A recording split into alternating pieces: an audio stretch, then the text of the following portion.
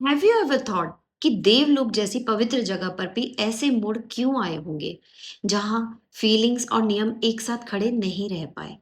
इस स्टोरी को अगर हम ऊपर से देखेंगे तो लोग उसे गलत नाम ही देंगे, पर ये कहानी असल में गलत सही की है ही नहीं, सोच और फीलिंग्स के बीच की गैप की है। कहानी शुरू होती है तीन शक्तियों के साथ, बृहस्पति, तारा और मून। बृहस्पति जो देवों के गुरु हैं, पर सिर्फ ज्ञान देने वाले नहीं, वो मर्यादा, सोच की सीमा और लॉन्ग टर्म डायरेक्शन का सिंबल है।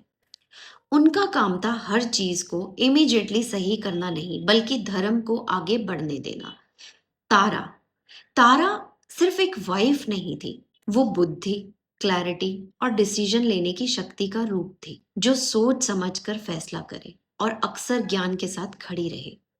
और फिर आते हैं मून, चंद्रदेव। चंद्र का स्वभाव अलग है। मून का काम होता है मन को छू लेना, भावनाओं को जगाना, जो छुपा हो उसे ऊपर लाना। मून का लॉजिक से कोई लेना देना नहीं, वो महसूस करवाता है। जब भावना और बुद्धि आमने सामने आते हैं, यानी चंद्र और तारा का मिलना किसी योजना का हिस्सा नहीं था, ना ही कोई चाल, ना ही कोई लीला। ये बस एक इमोशनल रेजोनेंस था। मून का स्वभाव होता है जो अच्छा लगता है उसे सच मान लेना, और तारा जो हमेशा बृहस्पति के ज्ञान के साथ खड़ी रही, पहली बार अपनी भावनाओं को सुनने लगती है। यहीं से ये स्टोरी की पलट जाती है। चंद्र तारा को अपने साथ ले जाते हैं, और यहाँ एक बात समझना बहुत जरूरी है। यहाँ कोई जबरदस्ती नहीं थी, ये इमोशनल पुल था। और इसी मोड़ पर कहानी एक बात दिखा देती है, जब सोच और फीलिंग्स एक ही दिशा में चल पड़ती है तो लॉजिक अकेला वापस नहीं ला पाता।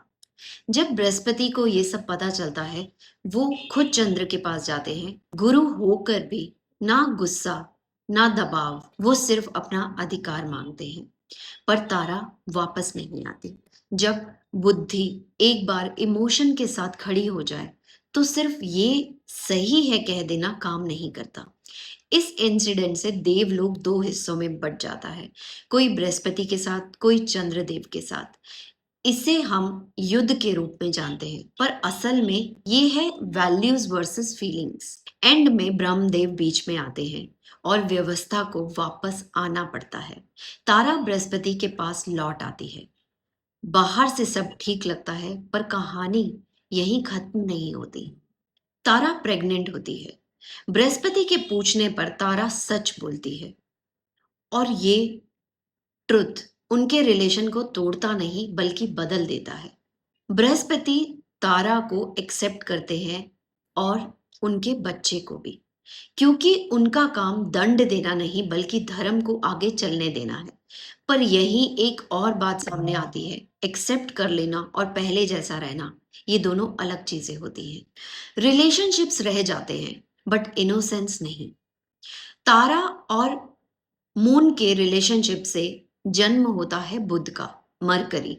और बुध का जन्म ना पूरे धर्म से हुआ, ना पूरे अधर्म से।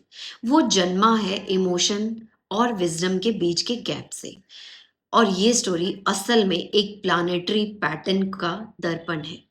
जब जिंदगी या कुंडली में मून ज्यादा बोलने लगे, जुपिटर रास्ता दिखाए पर फॉलो ना हो, और बुद्धि इमोशन के साथ खड़ी हो जाए, तो बाद में हम कहते हैं पता ही नहीं चला कैसे हो गया। So what's the message from this story? Moon को महसूस करना जरूरी है, बट फैसला हमेशा जुपिटर को लेना होता है। जब ऐसा नहीं होता तो सिर्फ रिश्ते नहीं बदलते, फ्यूचर के पैटर्न्स भी शेप हो जाते हैं।